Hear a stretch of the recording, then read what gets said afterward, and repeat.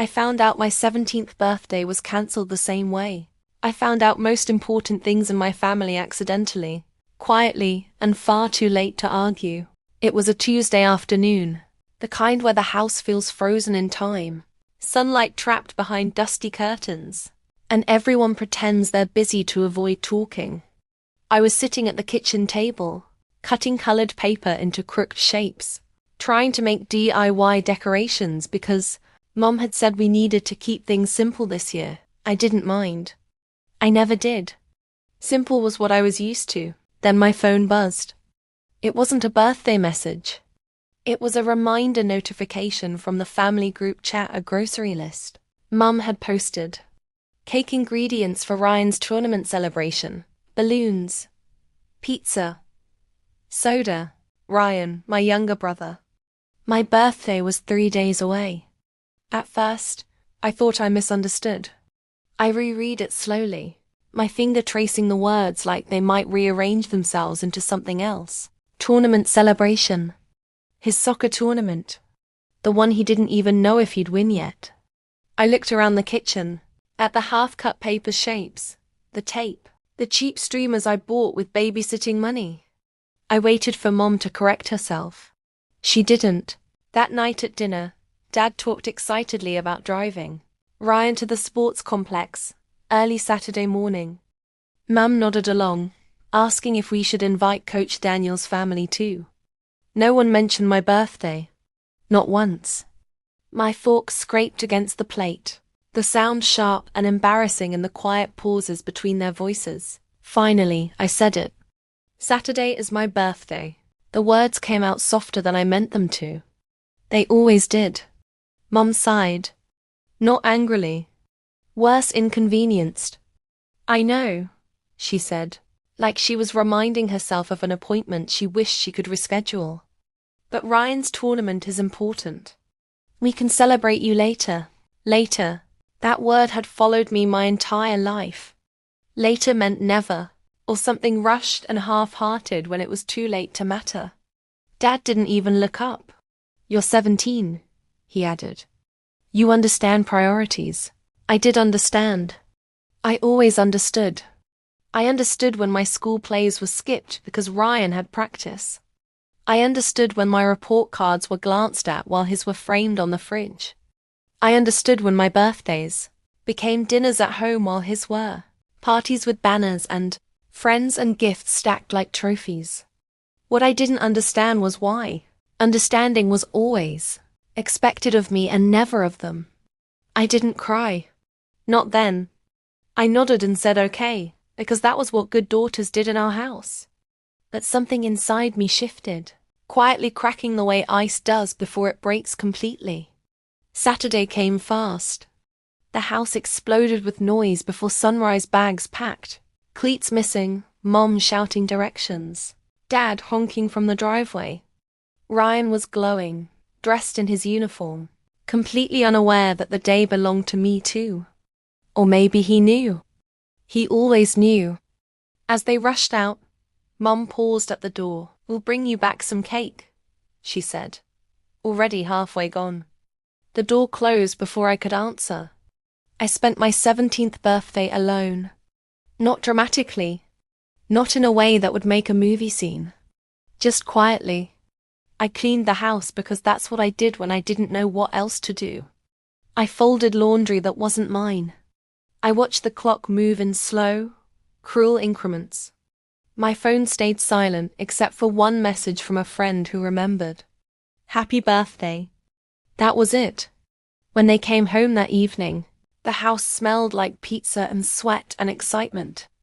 Ryan burst through the door, yelling about goals and trophies. He had won. Of course he had. There were balloons. There was cake.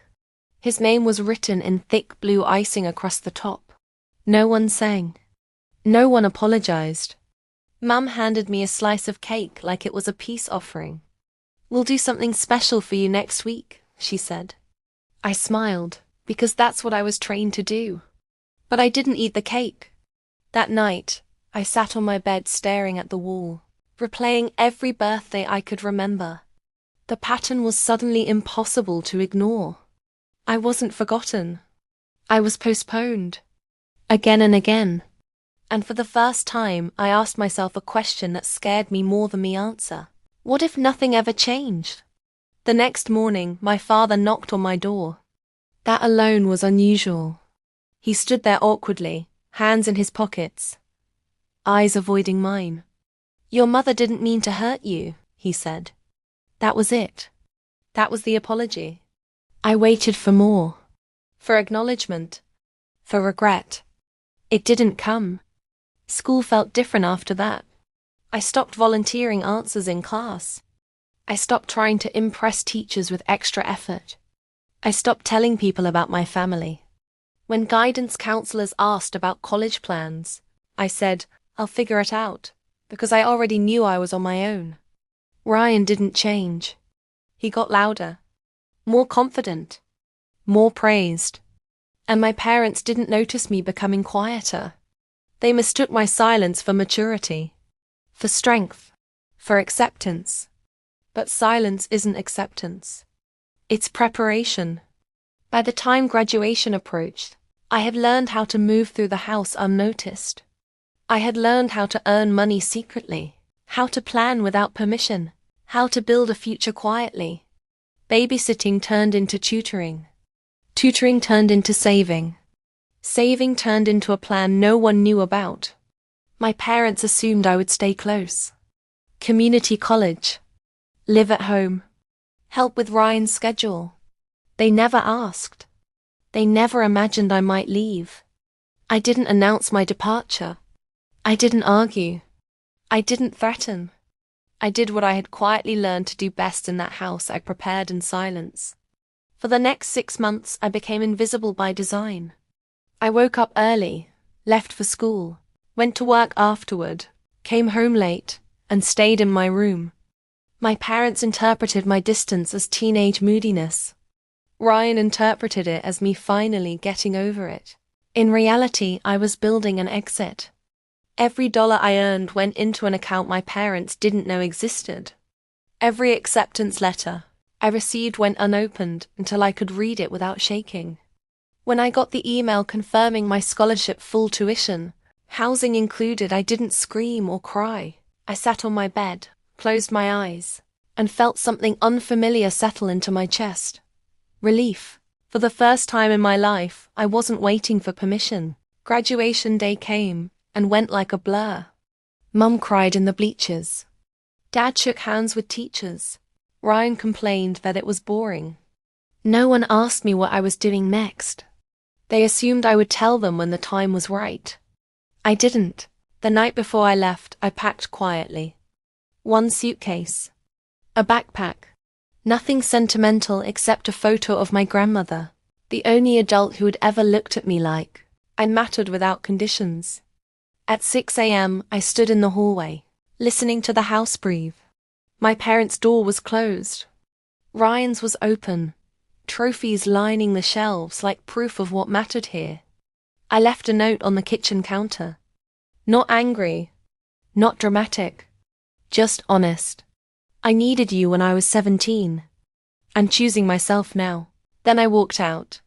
They didn't realize I was gone until that evening. Mom called first, then Dad, then both together. I didn't answer. Not because I hated them, but because for once, I needed to hear my own thoughts louder than their voices. By the time I reached campus, my phone had 12 missed calls and a dozen messages, ranging from confusion to guilt to panic. Where are you? Why didn't you tell us? You're overreacting. We're your parents. That last one almost broke me. Almost. College was nothing like home. No one cared about my brother. No one asked me to shrink. Professors listened. Friends noticed when I went quiet. When I spoke, people waited instead of interrupting. I didn't realize how starved I'd been for that until I finally had it. Months passed. Then a year. Ryan kept winning. My parents kept posting. And I kept building a life that didn't revolve around being second. I worked 2 jobs. One graduated early. I took internships. I learned how to exist without apologizing for it. My parents reached out occasionally. The messages were careful now, polite. We miss you. When are you coming home? I never gave a date. The call that changed everything came 2 weeks before my 21st birthday. Dad's voice was different, thinner, unsteady. Your mother and I. We need to talk. Ryan had been suspended. Academic probation. Behavioral issues. Turns out when the spotlight dimmed, he didn't know how to stand on his own. They were scared. And suddenly, they remembered me. We didn't realize how much you did, Mom said through tears later that night. We thought you were strong. I almost laughed. I almost cried. Instead, I said the truth they had avoided for years. I wasn't strong. I was ignored. Silence. Heavy. Uncomfortable. Necessary. They asked me to come home for my birthday. To do it right this time. I told them no. Not out of spite. Out of clarity. I'll visit, I said. But I won't come back to be overlooked again. When I did see them months later, something had shifted. My parents were quieter. Ryan was unsure around me, like he didn't know the rules anymore. And I realized something important in that moment. They hadn't changed because they suddenly understood. They changed because they finally felt the absence. My 21st birthday wasn't loud. It wasn't decorated. It was peaceful. Surrounded by people who chose me not out of obligation, not out of habit, but because they wanted to. Sometimes families don't break in one dramatic moment. Sometimes they fracture slowly, through small dismissals and postponed love. And sometimes, the bravest thing you can do is walk away long enough for the silence to speak for you. I didn't lose my family that day. I found myself.